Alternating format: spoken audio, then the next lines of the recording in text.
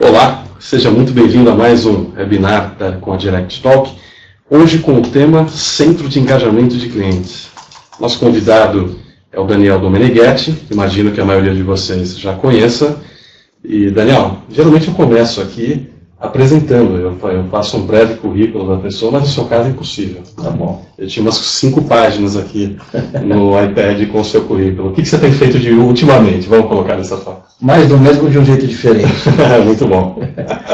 Eu agora estou estou como CEO da Dome Strategy, mas ainda sou acionista de consulting, do PCC, enfim, o jogo é o mesmo. Palestras, livros, estudos... Estamos agora com o 3º livro aí. Soltamos no final do ano passado, Feitas para o Cliente. Junto com o Roberto. Junto com o Roberto. E ele agora foi comprado por uma editora, vai ser relançado com uma atualização de novos CEOs.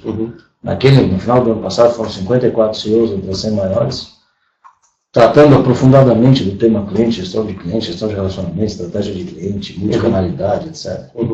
E agora a gente está expandindo, inclusive, o range de CEOs e vamos Legal, vai ser um material mais completo, ainda mais completo. E com uma cara mais varejo, porque o Feitas para o Cliente ele tinha muito a perspectiva de tentar entender por que é que as empresas ainda não tratavam, em sua grande maioria, o tema cliente como um tema estratégico, por mais absurdo que isso seja. E aí várias conclusões interessantes. Que legal. Momento oportuno para isso. É isso aí. O formato do nosso webinar vocês já conhecem, a gente tem uma mediadora, vocês vão mandando as perguntas. Aquilo que der para a gente responder online, a gente vai respondendo, eu vou transmitindo aqui para o Daniel. O que não der tempo, já que o nosso papo só tem 1 hora, a gente depois manda para aqui para o Daniel e ajuda vocês a ter essa resposta. Vamos lá. Muito bem. Bom, Daniel, à primeira vista, eu pensei que esse tema pudesse fascinar, ou por outro lado até afugentar os profissionais de relacionamento com o cliente. Porque engajar o cliente, transformar uma central de atendimento de relacionamento em um centro de engajamento, me parece algo que está acima do nível de excelência, enquanto a gente tem um mercado que fica brigando ainda com seus indicadores mais operacionais. Né? O que eu acho que nós vamos poder explorar muitos aspectos durante 1 hora que compõem o engajamento de cliente, mas eu queria garantir que o pessoal continue com a gente. Né? Então eu vou te fazer uma pergunta direta. Um centro de engajamento de clientes é algo sonhável, é algo tangível para qualquer empresa? Olha só que interessante, eu não gosto dessa expressão, engajamento. Engajamento presume que eu faço o outro se engajar comigo. Perfeito. É uma visão de mim para com o outro. A gente está chamando de Customer Experience Center a evolução do call center, não de Customer Engagement Center. Porque Experience Center presume a visão do outro sobre mim. O poder de escolha está sempre na mão do outro. Eu, no máximo, envio os melhores esforços de maneira estruturada para que o outro continue interagindo com a minha marca, com a minha empresa, com meus produtos. Portanto, proporcionar melhor experiência na acepção ampla da palavra, eu acho mais eficaz do que pensar em engajar o cliente. Engajamento é um esforço contínuo e eterno para que o outro esteja com você. Mas a questão é se colocar no lugar do outro e não no seu referencial para ele estar com você. Então a gente entende que relacionamento tem mais a ver com vestir o sapato do outro do que querer que o outro vista o seu. Legal, fantástico, é um bom começo. E talvez o sentimento de engajamento e você ter um consumidor engajado ou defensor da marca, seja como posso dizer, seja um processo que termina, talvez, numa central de contato com ele. Mas me parece que é o papel de toda empresa, e não de quem está à frente de uma central de atendimento. E a gente costuma trabalhar com uma equação que parte do seguinte princípio. Qualquer relação empresa-cliente se dá em 3 dimensões e é tudo ou, não é e. Você tem 3 macroações essenciais na relação da empresa com o cliente. Uma delas, óbvia, tem a ver com comunicação. Então, todo o processo de comunicação, posicionamento, advertising, atração, enfim, tudo aquilo que tem a ver com divulgar, disseminar, existir, aparecer. E aí a história da marca tem um peso forte. Não só, mas tem um peso forte. Mas tem a ver com comunicação. O segundo grande macro momento, o macro elemento na relação empresa-cliente, é justamente a transação. E aí dentro de transação você tem compra, você tem cross-sell, upsell, você tem tudo aquilo que conversão, tudo aquilo que tem a ver com o processo transacional, que no final do dia termina em alguma como é que eu vou dizer? Transferência de recursos entre consumidor, o cliente e empresa. Então eu tenho comunicação como um grande pilar, transação como um segundo pilar, e o terceiro pilar tem a ver com relacionamento. E dentro desse pilar você tem colaboração, você tem atendimento, enfim. As centrais de atendimento padronizadas, o padrão que a gente conhece, estão muito centradas nesse terceiro pilar, mas fazendo muito mais o campo passivo do atendimento do que qualquer outra coisa, e atuando em partes isoladas dos outros dois pilares. Por exemplo, ativação no pilar transação. Parte de conversão, telemarketing de distância, televendas. Então você percebe que é um organismo que não abarca as três funções essenciais, não sei nem se deveria abarcar, mas as que abarca de maneira particionada. E o resto dessa equação está em diversos outros canais, áreas ou funções da empresa. Da loja ao vending machine, do consultor ao corretor, da loja física ao e-commerce, do advertising à revista, do outdoor às redes sociais. A multicanalidade, ela complementa essa visão e o conceito de experiência única. É difícil perceber que a central de call center, como é hoje, é parte de uma equação que ela não sabe direito da onde vem e aonde vai. Ela processa um meio. Não à toa, é por isso que ela está geralmente em áreas de processamento, em áreas de operações. Não à toa, a visibilidade essencial dela está calcada em gestão de custos. A gente descobriu uma coisa no livro fantástica, né? Você fica se perguntando por que é que você, cliente de uma operadora de telefonia X, recebe uma proposta melhor de uma operadora Y. Aí você fala, bom, é claro, o cara quer te cativar uma promoção. Mas o mais estranho é você receber uma proposta como cliente fiel pior da sua operadora do que o não cliente da sua operadora. Em outras palavras, o não cliente da sua operadora tem um pacote, uma proposta melhor do que você, cliente, que é fiel há 8 anos. Aí você se pergunta como é que essa conta é possível, ou antes de conta, como é que essa proposta de valor faz sentido. Quer dizer, não vale a pena eu ser fiel, vale a pena eu cancelar o contrato a cada 3 meses e virar um novo cliente a cada 3 meses. É verdade. E aí a gente descobriu isso em todas as empresas de produto e serviço que tratam varejo em larga escala, em maior ou menor grau, o mesmo fenômeno. Olha que interessante. Quando você é não cliente, o dinheiro geralmente está no marketing.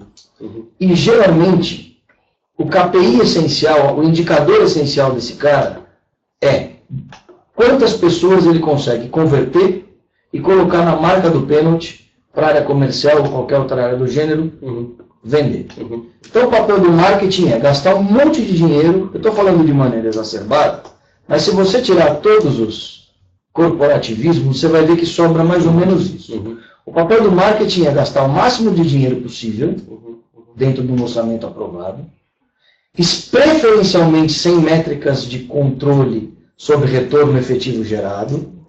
É melhor eu gerir orçamento do que gerir performance, resultado e valor, para botar o máximo de gente possível na cara do gol. Pois bem, se eu fiz isso, eu cumpri o meu papel. E eu tenho instrumentos para isso. Branding, posicionamento, promoções, advertising, enfim. A partir do momento que este cidadão Zezinho vira um potencial cliente e se torna cliente, ato contínuo ao fato dele se tornar cliente, ele recebe um log. Ao receber um log, ele vira o número 13.144 na base de dados. Ora, o cliente que era não cliente, era um stakeholder ou era um indivíduo, passou a ser um log numa base de dados. Log na base de dados é igual a gestão massiva de dados. Custo de carregamento unitário alto. Qual é o KPI essencial de uma gestão de volumes de dados em larga escala? Redução de custos, tempos e riscos. Por isso, não por outra razão, as áreas de processamento de relacionamento com o cliente estão em operações, em alguns casos absurdos em TI, ou nas chamadas gerências ou diretorias de cliente, mas que tratam volume de dados processados em larga escala. Isso é muito interessante, porque a gente vê em campanhas de marketing, os termos que estão na moda, eles colocam o prospect numa lista, ele sabe tudo em relação à pessoa. Né? Quantas vezes eu já entrei no site do concorrente, no meu site, eu crio indicadores para determinar qual é a probabilidade dele comprar, então eu conheço muito do prospect. Olha só que interessante. Quando a gente começou a estabelecer essa visão de life cycle real nas empresas, e percebeu que uma área, ou algumas áreas diferentes, cuidavam do Zezinho prospect, converteu outra área, geralmente muito mais orientada a operações, cuida do mesmo Zezinho, agora log, agora senha, agora custo de processamento, você conclui que tem absoluto sentido eu não querer fazer nada pelo Zezinho. Porque quanto mais eu fizer para o Zezinho, mais eu pioro meus KPIs, que tem a ver com redução de custo, redução de risco, redução de tempo. Eficiência operacional. E basicamente eu saio de um KPI de encantamento, de atração, para um KPI de redução. Então eu expulso o Zezinho da empresa. Porque quanto mais eu fizer por ele, pior é a minha performance departamental. O que acontece? Quando o Zezinho sai, ele vai para um terceiro ponto do life cycle, que tem a ver com retenção. O dinheiro de retenção não está mais em operações. E aí o que eu faço como companhia? Eu dou mais para o Zezinho do que ele deveria receber por contrato. Eu dou de graça ou condiciono benefícios supostamente que o Zezinho nem esperava, para que o Zezinho permaneça comigo, viciando o Zezinho na cultura do promocionismo. Em resumo, eu tomo para trazer, expulso e tomo ao quadrado para trazer de volta. Só que agora é um Zezinho prostituído pelo promocionismo. A gente chamou isso de maior doideira das empresas. Por quê? Eu destruo o valor performando meus KPIs. Porque se você for olhar os KPIs de operações, é isso que eles têm que entregar. Então a história da visão única do cliente precisa parar de ser olhada de baixo para cima. Quando eu olho de baixo para cima, eu olho desse jeito. Eu tenho que olhar de cima para baixo. E olhar de cima para baixo eu só consigo fazer se eu tenho noção de customer value, de valor do cliente. Porque aí eu sei que eu não posso tratar mal o Zezinho. Por quê? Porque eu tenho uma longevidade relacional com ele. A gente tem métrica para tudo isso, a gente tem visão setorial particulada para tudo isso, porque o estudo é bastante profundo. Agora, essa é a maior doideira das empresas de varejo em larga escala, seja de produto, seja de serviço. Eu torro, expulso, torro ao quadrado e vicio mal. Okay. Agora, Daniel, isso parece que chegamos a essa situação. Imagino que a sua análise não seja uma análise, primeiro, nem rasa, você tem contato com centenas, talvez milhares de companhias para... Hoje a gente trabalha com 44 das semanas. 44 das 100 maiores. Ok. Mas essa análise observando o mercado brasileiro, ele tem a ver com a economia, o estágio que o Brasil está? Não. Tem a ver com mindset de gestão. Arquitetura corporativa. Tem uma pergunta essencial por trás de tudo isso. A pergunta-chave é: quem é o dono do cliente na empresa? Se você perguntar para mim quem é o dono do dinheiro, você vai falar, é a área financeira, ou a tesouraria. Se você perguntar para mim quem é o dono do prédio, alguém vai falar facilities ou infraestrutura. Se perguntar quem é o dono dessa máquina, desse notebook, alguém vai falar TI ou inventário. Quem é o dono do cliente? É marketing? É vendas? É operações? É pós-venda? É todo mundo. Quando você tem 10 donos, você não tem nenhum. Com certeza. E como cada área tem uma prerrogativa existencial e uma finalidade específica, com indicadores e orçamentos específicos, a somatória do todo é menor do que a soma das partes. O todo, perdão, é menor do que a somatória das partes. Essa resposta vai ser uma resposta variável de acordo com a empresa ou existe um... Tem setores que isso é mais grave do que outros. Mas, via de regra, para setores que processam cliente em larga escala, isso é uma verdade absoluta. Essa é a pergunta de 1 milhão. Quem é o dono do cliente? A resposta é: desenhe uma governança. A gente está fazendo diversos projetos do gênero. do desenho de uma governança do cliente. E a governança do cliente não presume ter uma área só do cliente. Talvez isso seja inviável em muitas empresas e nem faça sentido. Mas a governança do ativo cliente é fundamental. E por isso tem um passo atrás. Qual é o passo atrás? Apropriar o cliente mais como ativo estratégico do que como stakeholder. Em outras palavras, quem põe dinheiro na empresa? Só dois atores, o acionista e o cliente. Eu, empresa, tenho que otimizar a relação de valor entre esses dois, acionista e cliente. Para isso, eu preciso cuidar do cliente como ativo. No limite do absurdo, a gente está falando numa área de tesouraria do cliente. Fantástico. Num case de sucesso, quem é o contratante do seu serviço para criar essa... Tem vários. De CEO que entende isso, ao diretor de marketing que quer criar um movimento na companhia, ao cara de operações que está com problema de estrutura, ao CIO que recebeu no colo a missão de implementar a visão única e não tem a mínima noção de por onde começar, porque ele é o passo 2 do processo. E o passo 1 não está regulado, não está escrito, não está normatizado. É claro que os caras de cliente, de call center também são. Mas, por exemplo, a história do Big Data está envolvendo o pessoal do digital com bastante veemência nessa discussão. Multicanalidade é um termo. E quando a gente tem um estudo que já está indo para o 4º ano, que é o índice de multicanalização das empresas no Brasil, setorial, né?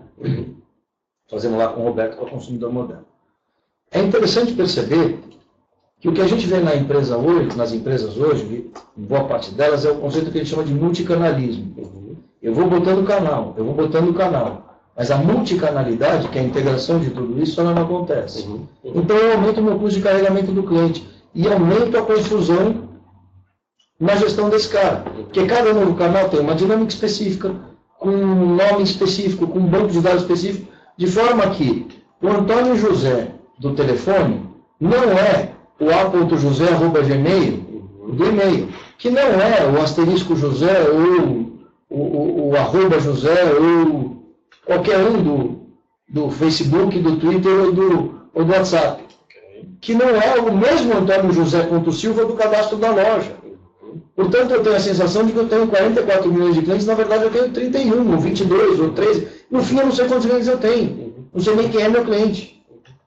Então, esse processo de multibases para e tem uma expressão que um contratante, um vice-presidente de um cliente nosso usa bastante, e que é uma expressão interessante, que é assim, o problema do canal novo que você abre, que não tem sucesso, não é ele não ter sucesso, é você ter dificuldade de fechá-lo. Porque se você é um banco de varejo e somente, no limite do absurdo, 15 usuários gostam daquele canal, ao tirar aquele canal, você vai deixar 15 órfãos.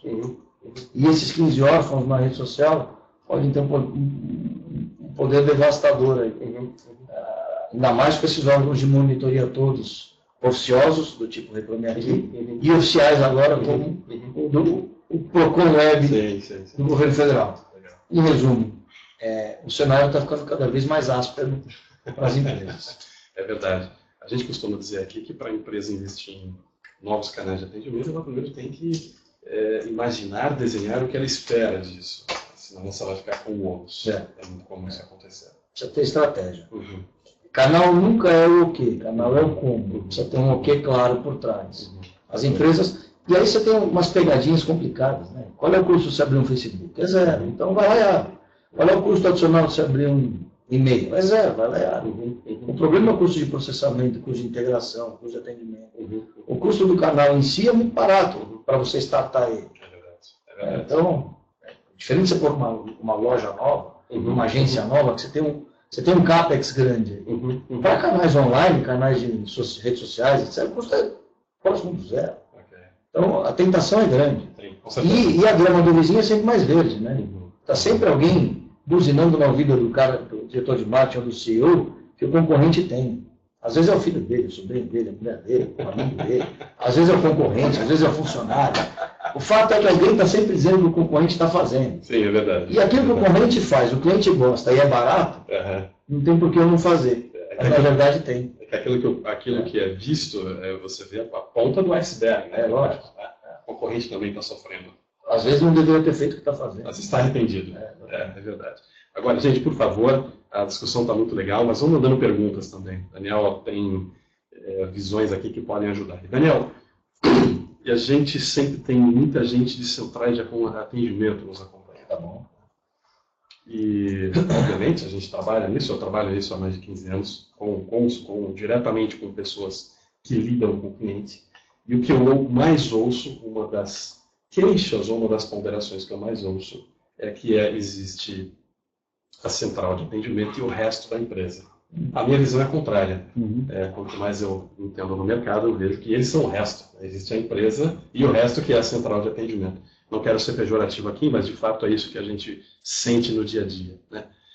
Que tipo de iniciativa você acha que uma pessoa que está na gestão de cliente, de relacionamento com o cliente, poderia ter para engatar uma discussão dessa na Que empresa? interessante. Esse ponto que você está falando ele é importante porque tudo que supostamente é terceirizável não é muito passível de esforços para engajamento. Não é importante para você, teoricamente. E vale para TI, vale para suporte, vale para helpdesk, vale para catering, vale para segurança, vale para tudo aquilo que alguém acha que eu posso terceirizar sem ter perdas. Só que há 2 anos a gente vem apontando um fenômeno no estudo, e está saindo o ranking agora de contact center, que é a edição de julho, agosto, está consumindo moderno. Há 10 anos a gente faz análise setorial, com um fenômeno que se repete pelo segundo ano e só vai aumentar, que é a compreensão de que o índice de internalização de operações de contact center cresce mais do que o índice de terceirização. O que quer dizer isso? Que as empresas estão puxando para dentro parte das operações de seus contact centers, porque começaram a perceber que o cliente é estratégico. E que eu não posso deixar na mão de um terceiro supostamente desengajado, ou um terceiro que não está diretamente vinculado a mim para que eu engaje, o tratamento especial que eu quero dar para determinado cliente. É claro que numa indústria como a farmacêutica, isso já é verdade há muitos anos, porque você não vai falar com um doente, ou um paciente, ou um familiar, sobre uma droga, se você não tem um mínimo de domínio sobre o tema. Mas, exceto as indústrias específicas, como é o caso da farmacêutica, isso não era verdade na maioria das indústrias que tem relação direta com o consumidor ou usuário. E passa a ser agora. Esse índice de internalização está chacoalhando sensivelmente o mercado, porque muitas empresas estão trazendo de volta para dentro, como área interna ou função interna, partes que eles terceirizavam nos últimos 10 anos. A sua visão, o que é terceirizável, Daniel? Pegando o cara lá. Depende muito do segmento de setor. Pode ser tudo, pode ser só a orelha, pode ser só o banco, a infraestrutura, pode ser... Depende muito da estratégia da companhia e, acima de tudo, da proposta de valor dela. Se você está numa companhia que a proposta de valor está calcada em autosserviço, você não vai ficar gastando dinheiro absurdo para serviço relacional pessoal, porque a proposta de valor está ancorada em autosserviço. Você tem que estar anuente e alinhado com a proposta de valor. Você não pode gastar mais ou menos do que você deveria. O verbo que a gente usa é racionalizar. Racionalizar não é reduzir, às vezes é aumentar. É deixar do tamanho certo. Então, terceirizável é tudo aquilo que não está de acordo com a minha proposta de valor, A e B, que não é objeto ou elemento estratégico para mim.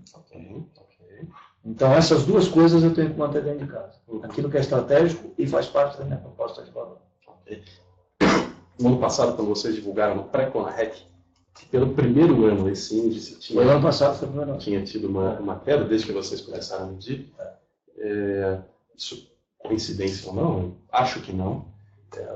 Eu percebi o número de call centers, de contact centers, mais preocupados em propostas de geração de valor, e não simplesmente em terceirização de infraestrutura e pessoas. Né? Você está percebendo esse movimento? A gente, nos últimos 10 anos, atendeu 9 dos 10 maiores contact centers, vem atendendo. Alterna, porque não tem como atender simultaneamente por questões, obviamente, de compliance, de respeito estratégico. Mas nos últimos 10 anos a gente atendeu ou atende 9 dos 10 maiores operadores. Essa preocupação ela é absurda. Mas, ao mesmo tempo, existe sempre a máxima, que era a verdade, de que o cliente não paga por essa diferenciação. Então você tem um cliente que exige diferenciação, mas te compra via mesa de compras, que corta tudo isso do preço para tentar reduzir ao máximo o custo do contrato. Isso vem mudando agora. Tanto é que, simultaneamente ao processo de aumento de internalização, a gente tem percebido também uma recuperação de rentabilidade do faturamento PA dos terceiros. Porque em 2011, 2012, esse faturamento foi lá para baixo. Na média, as empresas começaram a perder muita lucratividade nas PAs pela pressão dos contratantes. 13 e 14, você vem vendo que, simultaneamente, você tem tido uma depuração desse processo e uma recuperação da rentabilidade. Ou seja, quando você olha para o cenário de agregação de valor à oferta padrão de contact center, você tem que olhar para serviços diferenciais, para canais alternativos, para instrumentos e estratégias de relacionamento adjacentes. Além de toda a questão da inteligência. E o cliente tem que topar pagar por isso. Qual é o problema? Ou por que o cliente não topa pagar por isso, via de regra? Porque da mesma forma que você não está acostumado a comprar terno numa loja que chama Calça Mania, porque intuitivamente Calça Mania vem de calça e não terno, o posicionamento do call center tem a ver com o telefone.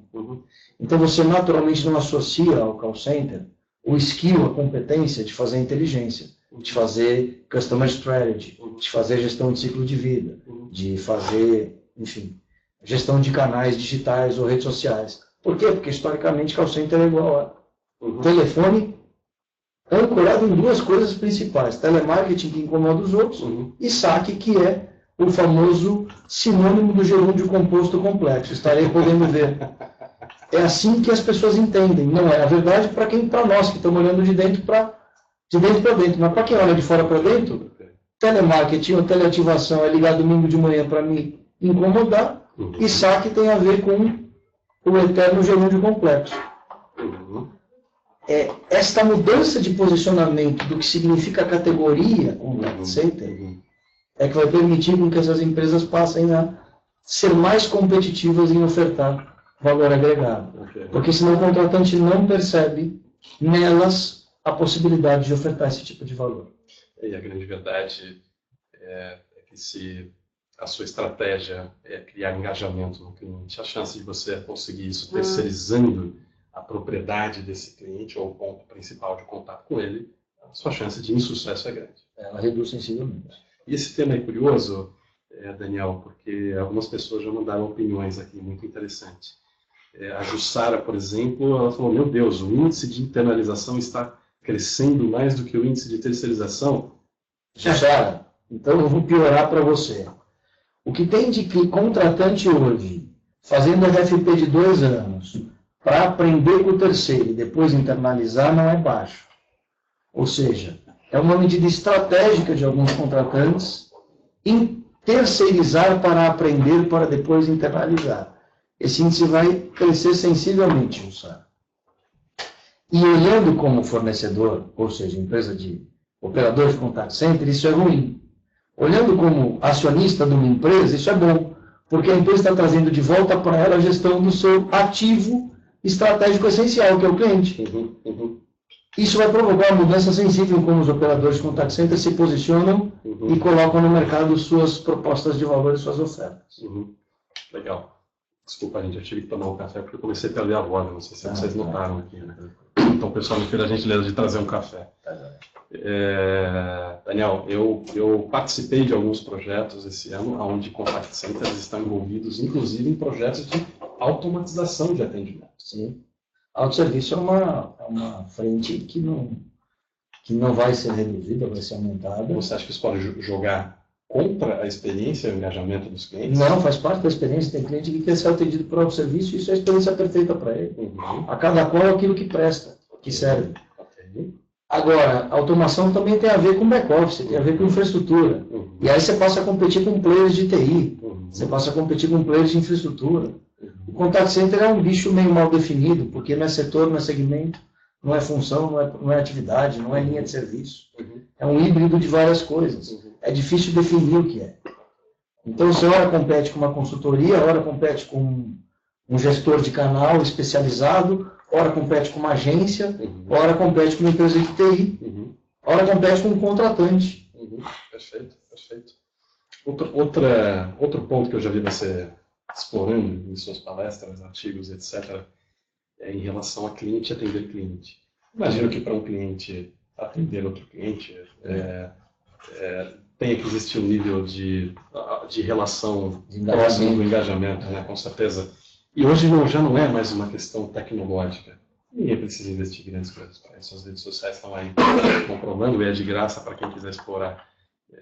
Qual é a tua visão sobre isso? A gente cunhou em 2011, 12, sei lá, um termo chamado Customer Care Network, que é um termo que a gente procurava organizar o conceito do cliente cuidando do cliente. Por trás disso estava, claro, a expansão do fenômeno das redes sociais, mas com a seguinte tese: o seu cliente já atende o seu outro cliente, quer você queira, quer não. Porque quando ele emite uma opinião negativa contra a sua empresa, ele está fazendo um contra-atendimento à sua empresa. Quando ele responde uma dúvida num fórum de um outro cliente, ele está atendendo o seu cliente. A questão é se você vai participar disso ou não. Acontece a sua revelia. A sua marca não é sua. A sua central de atendimento não é sua. As informações técnicas sobre o seu produto não são suas. Porque o testemunhal de um usuário é sempre mais forte do que um manual, do que um guia impresso. Página 44, artigo item B4, ninguém vai ler, mas o que 42 usuários falaram daquela funcionalidade, todo mundo lê. Isso posto, qual é a sua estratégia para operar o Customer Care Network e participar dele? Não é controlar, porque você não tem esse poder. Mas como é que você participa e influencia? A gente acabou soltando um estudo em 2012 chamado Novo Marketing, publicado na HSM e com endosso de Duke, de universidades importantes americanas e também do Centro de Estudos Global da IBM, que mostrou que o marketing como a gente conhece morreu. Porque o marketing passa por conseguir compreender essas novas variáveis, essas novas equações. É claro que os 4, 7, 11, sei lá quantos pesos cada estudo tem serão eternos, porque eles são basais, mas não são mais suficientes. A gente tem que falar de network marketing, tem que falar de engagement marketing, tem que falar de intelligence marketing, tem que falar de outros tipos de marketing que aprofundam o conceito de relação. E a relação agora não é mais 1 para 1, né? Aquela história do CRM também não é mais verdade. A relação é 1 para N. Porque quando eu me relaciono com você, eu me relaciono simultaneamente com as suas redes. Portanto, quando eu estou falando com você, eu estou falando com você e com os seus. Que é quem você escuta na hora de tomar decisão sobre mim. Portanto, a relação é 1 para N, não 1 para 1. E a reputação da empresa nessa hora? Qual é o papel dela? A reputação é a essência de tudo isso. A gente disse que é o the ultimate goal. É tudo que a empresa deve e pode almejar. A gente define reputação na linha muito do Clemente Nóbrega, que é a licença social que a empresa tem para continuar comerciando o que ela comercializa. É o ato de de ter a permissão e a aprovação social para continuar comerciando aquilo que ela comercializa. Isso existe desde que o homem é homem, há 5 milhões de anos, ou sei lá quanto tempo existe a raça humana. 5 milhões, né? Sei lá, 2 milhões X. Bastante tempo. Porque quando o Neandertal escolhia a Neandertala para casar, ele levava em consideração, ainda que de maneira subliminar, a reputação dela, que estava calcada talvez na capacidade dela de gerar filhos, ou na forma como ela cuidava da cria, ou como bem ela fazia comida com os instrumentos que existiam. Há 1000 anos, ou 2000 anos atrás, ou há 5 mil anos atrás, os processos de banking, que tem a ver com sentar no banco da praça, pegar dinheiro, emprestar e zelar pelo ativo do outro, e depois gerar os grandes bancos, também tinham a ver com a credibilidade daquele que sentava no banco. Portanto, reputação, que a gente define como credibilidade e imagem, é tudo que se pode almejar. Nesse ponto de vista, o centro de relacionamento com o cliente, que inclui o contact center, é absolutamente responsável pela reputação da empresa. E eu estou falando aqui de reputação corporativa, não só de reputação de marca. É uma separação importante. Qual que é a separação? Pegar uma empresa que todo mundo conhece, e como é caso público, eu não vou cometer nenhum pecado de revelação informacional. Mas pega o histórico da Parmalat, por exemplo. Bom caso. A Parmalat é uma empresa que, se você for olhar sobre o aspecto de histórico e produtos, é uma empresa que se posiciona de maneira bastante crível no mercado que ela se propõe. Ela, sem ter uma única vaca, abre aspas, fecha aspas, é líder em categoria, ou historicamente líder em categoria, e criadora de novas categorias, como, por exemplo, leite de caixinha. Quando você pensa nos produtos da Parmalat, especialmente o leite mais os adjacentes, Kidlat, etc, etc, você fala, eu consumiria, eu consumo esse produto. Eu recomendaria esse produto para minha mãe, para minha filha. Eu recompraria esse produto. Sobre os aspectos de KPI de marca, a Parmalat funciona. A imagem da Parmalat na ponta é boa. Aí eu pergunto para você, olhando para o histórico da companhia Parmalat, você mandaria teu currículo para trabalhar lá hoje? Você compraria uma ação da Parmalat? Comprovável. E ela tem reputação ou não tem? Você compra o produto na gôndola, mas não manda o currículo? É interessante, eu não sei se eu vou usar o termo certo. Talvez ela tenha reputação, mas não credibilidade. Ela tem imagem, mas não tem credibilidade. Ok. E reputação para nós é o produto de ambos. Ok. Tem empresas que têm muita imagem e baixa credibilidade. Tem empresas que têm muita credibilidade, mas também não exploram positivamente a sua imagem, porque são low profile, ou fazem besteira mesmo. E tem as empresas que têm a equação certa de credibilidade. É claro que se eu estou no setor de gestão de produtos químicos, credibilidade é mais importante que imagem. Se eu estou no setor de bens de consumo, provavelmente imagem não tem uma importância essencial. Claro. Mas tudo isso é credibilidade corporativa, não só da marca. Ok. E é interessante, trazendo para a realidade de quem está nos assistindo, que eu já ouvi muitas experiências boas, histórias boas de experiência com a central de atendimento da Parmalat. E provavelmente essas pessoas elas têm um papel muito importante nisso. A central de atendimento ela é o filtro e ao mesmo tempo a régua. A gente usa a expressão lente e régua na gestão do cliente. Ela é lente porque a partir dela eu tomo decisões relacionais. E ela é régua porque a partir dela eu mensuro o efeito do que eu faço. Um benefício que muito pouca gente apropria das centrais é a auditoria das ações de marketing nas outras mídias. Porque é lá que cai o que é feito na TV, na revista, no campo, nas lojas físicas. Então a central ela é lente e régua para tudo isso. Ela é zeladora, ela é guardiã dos aspectos, dos atributos fundamentais da marca e da relação da marca com o cliente consumidor. Pena que ela ainda é vista como centro de custo. E a gente já falou por quê no começo. Exatamente. Agora, é interessante que toda vez que a gente toca no tema central de atendimento, chovem perguntas aqui. Né? Eu vou pegar uma.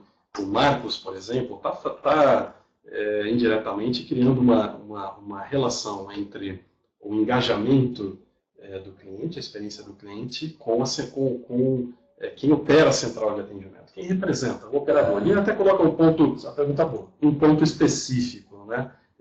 Será que tudo que compõe o pacote de um agente de atendimento não atrapalha esse engajamento? Será que, por exemplo, investir no home office pode ser uma coisa que é um aliado? Certamente é no mundo todo. É que nós temos um problema de legislação aqui para home office. Né? Convenhamos que o mundo getulista não ajuda muito as empresas a investirem no home office. Nem em gestão de campo ajuda. Você tem empresas que têm consultoras, essas consultoras não são funcionárias, né? O quê? É canal, é RPA, é profissional autônomo. Né? A nossa legislação atrapalha muito essas arquiteturas diferentes. Eu sou um mega defensor do home office, acho que funciona, mas acho que a gente tem uma questão de compliance que é imposta pela legislação. Mas ele falou um ponto no começo da pergunta, o Marcos, né? Isso, o Marcos de Almeida. Que é interessante. Ele é líder de operação, olha que curioso. Muitas vezes, o grande medo dos bancos de varejo na ponta tinha a ver com o fato de você, cliente correntista, ficar amigo do gerente, e era uma faca de dois gumes. Ao ficar amigo do gerente, você confiava mais no gerente e tendia a fazer mais investimentos, comprar mais produtos. Mas também, se o gerente fosse para outro banco, eles levavam você. Mas a relação é personalizada, porque você tem o seu gerente. Os bancos aprenderam a lidar com esse dilema. O central de call center não, cada hora atende um. Eu não consigo estabelecer contato com um operador que me atenda. A menos como acontece em alguma empresa que eu vire private, eu vire classe A, ou vire clube A. Mas isso vale para 1% da base. Os outros 99% são atendidos por quem atende o telefone, que não tem compromisso com quem atendeu antes. E nem com quem vai atender depois. E nem com quem está atendendo num outro canal. A culpa é de quem atende? É claro que não, a culpa é da arquitetura. Quem atende está lá cumprindo um papel que eu tenho certeza absoluta que se tivesse mais treinamento, não treinamento nas práticas de atendimento, que isso as empresas dão. Gestão de script, pegadinhas, tudo, mas não é disso que eu estou falando. Se tivesse treinamento sobre o que significa efetivamente o valor do relacionamento qualificado do cliente com a empresa para a empresa, esse cara podia se transformar num ator tão importante quanto um vendedor, quanto um ator comercial. Não para gerar novas vendas, não só para gerar novas vendas, mas para manter a relação do cliente aquecida com a empresa. Esse compromisso ele é estimulado, mas ele não é possibilitado. Por quê? Porque a empresa não investe nisso. Por quê? Porque é custo. Então o cara vai trabalhar e fica frustrado. Por quê? O cliente de um lado só reclama e ele de outro lado não tem vínculo emocional com a relação, com a reclamação do cliente, porque ele sabe que é o que temos para o momento, para o cliente e para ele. Então ele, o operador, fica frustrado e é uma sacanagem, porque o operador é vítima desse processo e não é vítima no sentido de coitadinho, não. É efeito negativo. É o conceito de externalidade. Por incrível que pareça, o operador é só uma externalidade nesse processo. E isso é um absurdo, porque é um ser humano que tem um poder bem treinado, engajado na proposta da empresa, de atuar como uma ponta de lança da empresa positiva, na construção de valor, na construção de relações. Mas não, se eu falo com a Maria às 9, com a Carla às 9h02 e com o Zé Roberto às 9h07, eu não falo com ninguém. Exceto aquilo que é prescriptual, o resto vai de cada um. Mas o prescriptual pode virar fax, pode virar outro serviço. Então, fica numa situação onde o operador é vítima desse processo. Muitas vezes sai como vilão. É interessante que o Fabrício também fez uma pergunta agora um pouco em relação a isso, que é o treinamento do operador. E, Daniel, eu vou pegar um ponto aqui, ok, o fato que o operador ele tem que ser treinado no produto, em prática, etc. Isso é basal. Sim, óbvio, todos nós aqui do mercado sabemos, mas efetivamente, o que nós temos que despertar? Qual é o gatilho que a gente tem que despertar no operador? Primeiro, fato, não falta investimento em treinamento. As empresas de contact center investem 2,5 vezes a mais que a média de mercado em treinamento. Eu só acho que se treina bem para a finalidade errada. Talvez como estratégia de defesa, muitas vezes, né? Mas essa é outra história. Como efeito da decisão anterior, que é para que serve na central. Eu treino bem por quê? Porque o cara aprende inglês, o cara aprende tecnologia, o cara aprende web, o cara aprende melhores práticas de resposta e estímulo. Mas o cara não aprende o mais importante. Não é que não aprende. Ele não tem prioridade do chefe dele, e do chefe, do chefe, do chefe, do chefe, no mais importante, que é a relação humana. A relação do contact center com o cliente é uma relação funcional. É uma relação resolutiva. A resolução ela é fundamental. Mas a resolução ela pode ser boa ou ruim. E os contact centers eles foram montados para ser uma fábrica e não um centro de processamento e não de relacionamento em larga escala e não individual. Fábrica de processamento em larga escala para centro de relacionamento individual. É água e óleo.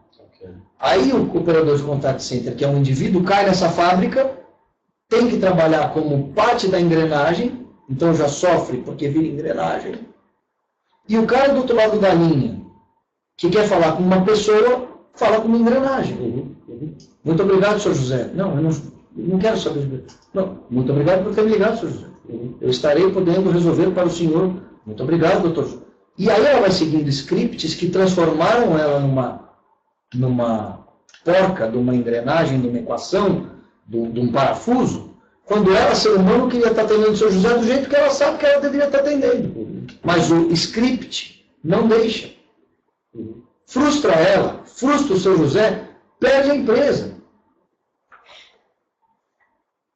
Eu não estou dizendo que processos recorrentes não são saudáveis. São, porque eu ganho produtividade. Mas produtividade não é fim, é meio. O fim é a qualidade do relacionamento. É um interesse genuíno em resolver o problema, em manter o cliente. É um interesse genuíno que o operador vai trabalhar feliz, não feliz no sentido infantil, felizes de perceber que estavam gerando valor para alguém e, portanto, para si próprio. Eu não estou divulgando aqui que as empresas têm que virar um parque de diversão. Eu sou contra essa tese. Mas a empresa tem que dar sentido ao trabalho de quem trabalha. E hoje a gente tem uma pesquisa com o operador. 86% dos operadores de contact center não vê sentido no que faz. Estou lá como passagem. 86%. É um trampolim para o que rolar. Aí é fácil explicar o motivo. E quando você vai falar com o operador de contact center de farmacêutica, é radicalmente diferente. Sim, é verdade. Porque o cara sabe o que ele É Ele tem um propósito para dar. E os contact centers que são especialistas nesse mercado, eles não têm problemas que os outros têm. Turnover. É completamente diferente, porque eu, operador, primeiro entendi que o que eu faço tem a ver com vida. Segundo, eu estou falando com o dono daquela vida, com o pai do dono daquela vida, da irmã. É uma relação de ganha-ganha, de relação genuína humana. Ela é especial porque tem a ver com um assunto especial que é doença, ou saúde. Mas isso deveria valer em maior ou menor grau para todas as outras coisas. E não vale. O cosmético, por exemplo, que é primo, não é assim. Bens de consumo, que é primo do primo, não é assim. É verdade. O Ivan mandou uma pergunta aqui, que é qual seria a forma de gerar valor ao inserir uma central de atendimento dentro de um CSC, Centro de Serviços Compartilhados. Pois é. Acho que é boa parte do que você acabou de dizer. Gerar valor, precisa se perguntar para quem. Né? Contact Center dentro do CSC é cinza, não é nem preto nem branco, não é nem bom nem ruim, mas pode ser péssimo. Se a régua for... Qual é a régua do CSC? Em qualquer CSC. Aglutinar para sistematizar e atender o máximo possível com o menor custo. Faz sentido, não estou dizendo que não faz, eu tenho absoluta compreensão econométrica das coisas. A questão não é essa. A questão é, deveria o relacionamento com clientes estar dentro desta dinâmica? Em algumas empresas, sim. Para alguns tipos de clientes, sim. Para alguns tipos de produtos, sim. Para todos, certamente não. Então, gerar valor para o cliente é o que define se a central ou parte dela, ou que parte dela, está dentro. Por exemplo, partes da operação de cobrança certamente tem que estar no CSC. Principalmente o D mais 90. Porque aí já São os piores casos. já não me preocupo mais com o cliente, eu quero dinheiro. Perfeito. Ou D mais 120, cada empresa tem uma regra. Saque para FAQ, certamente sim, porque é automático. Agora, questões específicas, questões de dúvida, questões de crítica, questões de continuidade de relacionamento, não tem muito sentido estar dentro do CSC. Pode até estar circunstancialmente, mas não com a dinâmica de gestão de um CSC. Com a regra e com a lógica de gestão de um CSC. Aí vai, um bom insight para você pensar. Se tiver mais dúvida, por favor. E a Martucci, eu acho que vai ser a nossa última pergunta, a gente só tem 4 minutos. Caramba, passou rápido. Falei besteira pra caramba. Eu acho que as pessoas precisam ouvir, viu, Daniel? A Martucci pergunta, o que fazer com o caso da Parmalat? A Parmalat já se resolveu no caso da Parmalat, especificamente, porque ela foi comprada como empresa. Sim, ok. E a gente espera que essa nova gestão... Eu não sou um exemplo da Parmalat, Isso. mas a gente poderia elencar outras empresas com problemas semelhantes. De reputação? De reputação. É uma pergunta... Tivemos casos de empresas primas recentemente, inclusive. É uma pergunta... A Petrobras. Não se fala mais nada. O que está sendo feito com a Petrobras é um achincalhamento reputacional no mundo inteiro. Gozado, pior, patrocinado pelo maior acionista que é o governo. Então, quando você olha para a forma como muitas empresas são tratadas pelo acionista, Petrobras, governo, ou pelo management, CEO, diretores, leva muito para essa discussão que a Martucci propôs. A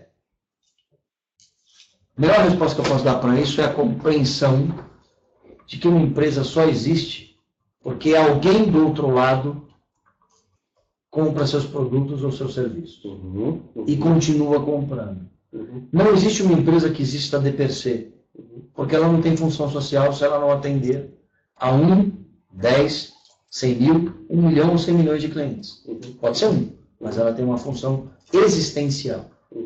A hora que eu entendo que a finalidade existencial de uma empresa é atender o outro em algum core business, pode ser fabricar aço, voar de avião ou vender coxinha. A A hora que eu entendo que a função existencial da empresa é essa, reputação passa a ser meu indicador, meu KPI mais importante. Não é medir a reputação depois do que eu faço. É fazer a partir daquilo que preserva e mantém a minha reputação. Reputação não é efeito. Reputação é objetivo mais importante. Mais até do que o caixa. Muitas vezes você sacrifica o caixa desse mês para manter a reputação e a longevidade reputacional. É por essa razão, por exemplo, que o McDonald's joga fora o sanduíche fica mais de X minutos na estufa. Porque se alguém for lá, uma vez fazendo um projeto com o McDonald's, eu perguntei, aquela história do ingênuo, né?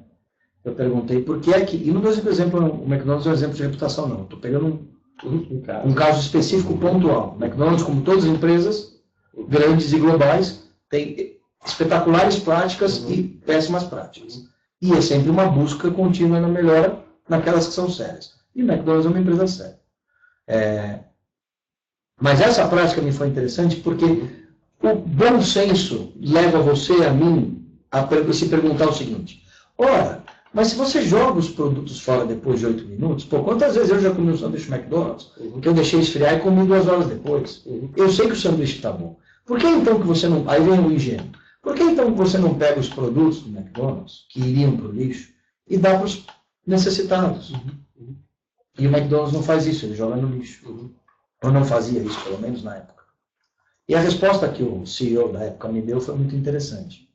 Ele falou: a razão pela qual eu não faço isso é porque se alguém comeu um sanduíche do McDonald's que passou da validade do controle, que nós estipulamos como regra de qualidade, e passa mal, eu não tenho como lidar com isso.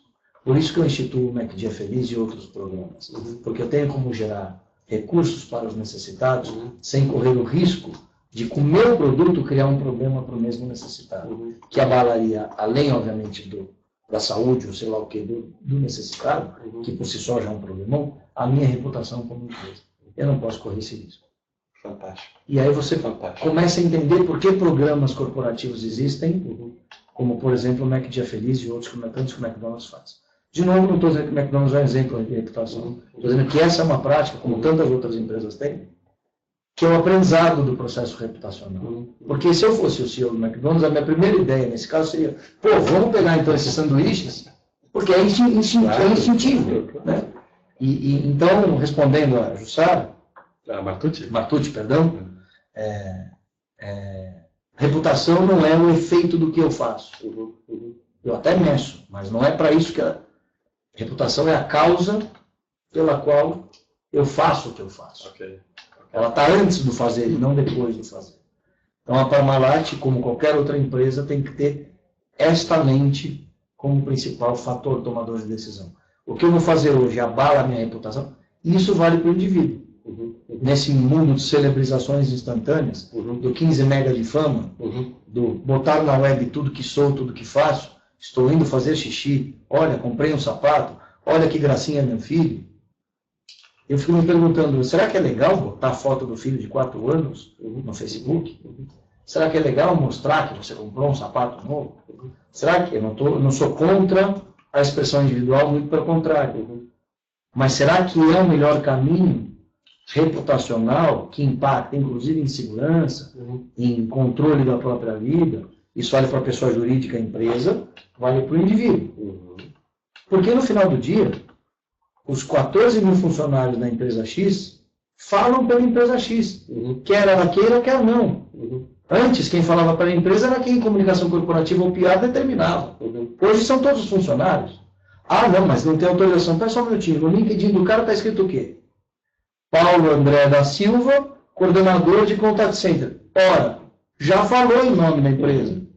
Qualquer expressão que ele coloque lá, ele está falando como coordenador de Contact Center da empresa X. Você tem 14 mil interlocutores, são todos funcionários da empresa. É um queijo suíço, não tem mais como fechar a porta. Portanto, a única coisa que presume você continuar existindo com credibilidade, dado que a transparência é forçosa, você é um queijo suíço, é a reputação, é a seriedade como você encara isso. Jogar para baixo do tapete é impossível. Por isso que a gente gosta de dizer, para fechar o assunto desta pergunta, que você acorda com saldo de reputação às 6 horas da manhã e à meia-noite você está com alto saldo. Pode ser melhor ou pior. Antigamente se dizia que você demorava 20 anos para construir uma marca com reputação, uma empresa com reputação, destruir em 10 segundos. Tinha os cases famosos das faculdades, né? Classic Coke, New Coke, Advil, e etc. Tem outro remédio super famoso, esqueci agora. Que era um case super famoso. Então. Hoje, não tem essa de 20 anos. Você constrói a reputação hoje, destrói amanhã. A gente chama isso de efeito Britney Spears. Né? Eu já li sobre, mas é legal você falar. A Britney Spears, a gente cunhou esse nome lá atrás, partindo de um outro efeito que a gente chamava de Mário Gomes. O efeito Mário Gomes era aquela história da cenoura. Né? Não faz muita diferença se a cenoura, se ele entrou no hospital com a cenoura ou não. A questão é que todo mundo entendeu que ele estava com a cenoura. Em 1980 e tal, lá você não tinha como verificar isso. E um galã da Globo, personagem central de uma novela masculina, não pode entrar no hospital com uma cenoura. Bom, procurem a história na web, que eu não vou ficar falando dela aqui. Mas o efeito Mário Gomes mostra que a percepção é mais importante que o fato. Isso já era sabido. Some-se a ele, aí só uma piada, aí eu estava fazendo uma palestra na FEA, eu estava falando do efeito Mário Gomes, um aluno levantou e falou, mas professor, o que o centroavante da seleção alemã tem a ver com isso? Aí eu falei, que mundo que nós estamos, né? Primeiro, o cara não sabe quem é o Mário Gomes, ator. Segundo, que o centroavante da seleção alemã chama Mário Gomes. Que nome é esse para um mundo completamente louco? Mas o fato é que o efeito Britney Spears tem a ver com o seguinte, quando você olha para a carreira dela, ela começou egressa do clube do Mickey, representando o mundo bushiniano, dos rednecks, da virgem mormon pueril, saída do clube do Mickey e vendendo aquela imagem dos Estados Unidos impoluto, representante bastião global, né, daquilo tudo que é certo. E vendeu para boa os 2 primeiros discos. Porque tinha o lance da sexologia teen, mas protegida pelos valores americanos. Como essas coisas acontecem com o americano, o poltergeist entrou nela, ela começou a virar a cabeça, ficou doida, rapou o cabelo, casou com um cara drogado. Bom, traiu todos os valores que a marca Britney Spears tinha se ancorado para virar o que tinha virado. Os especialistas de plantão de branding na época disseram que ela tinha acabado com o produto, porque ela tinha traído os valores que os consumidores dela, como celebridade, portanto, dos produtos dela, tinham gostado e apostado. Ela lançou um disco com o Poltergeist no corpo, que vendeu mais que os 2 primeiros. Por quê? Porque tem uma outra horda toda de pessoas que gosta da Britney Spears possuída. Outro público. Portanto, maior do que o primeiro. Portanto, o conceito de reputação é circunstancial. Depende de quem para quem. É igual ética. É circunstancial, regional. A gente não tem que legislar pela nossa régua, tem que legislar pela régua do outro. Agora, um conjunto de elementos essencial para mim, que é o que eu chamo de meus valores, esses eu não posso trair. A Britney Spears, ao trair os valores dela, mudou de público A para B, o que funcionou comercialmente. Mas a pergunta é, ela como indivíduo, goza da reputação que idealmente ela gostaria de gozar? Ou ela está tendo um aproveitamento comercial circunstancial, mas de vida útil curta? Essa é a questão que fica. Podemos trazer isso para a pessoa e para as empresas. Para qualquer um. Excelente, Daniel. O mais importante, gente, e o Daniel sempre fala isso, tudo que ele faz, é a velocidade com que tudo está mudando. Então, fiquem antenados. Daniel, se alguém quiser ter contato com o seu material constantemente... É só entrar em contato lá Daniel Domeneghetti. A Daniel Domeneghetti é mais do livro de artigos, Daniel Domeneghetti com BR, mas lá tem acesso para as empresas e pode entrar em contato por ali. Vários desses dados, enfim, são públicos, são públicos. A gente compartilha numa boa. Excelente, que legal. Se vocês tiverem mais perguntas, por favor, mandem para marketing@directtalk. Curtam a nossa página no Facebook também, que a gente sempre vai colocar esse vídeo, enfim, e outros. Se inscrevam para receber convite para os próximos webinars. Certeza que o Daniel vai voltar aqui outras vezes. Passou muito rápido, Daniel. Eu gostei muito do convite e espero que o pessoal tenha gostado do papo e que tenha sido de alguma maneira útil para porque aquela história, parte do conteúdo tem que ser útil para reflexão, mas parte do conteúdo tem que ser útil para o dia a dia. É verdade. Espero que a gente tenha atingido ambas as aspirações. Enxergo que sim. Muito obrigado. Eu te agradeço. Valeu. Obrigado por quem acompanhou. Até o próximo, gente. Valeu.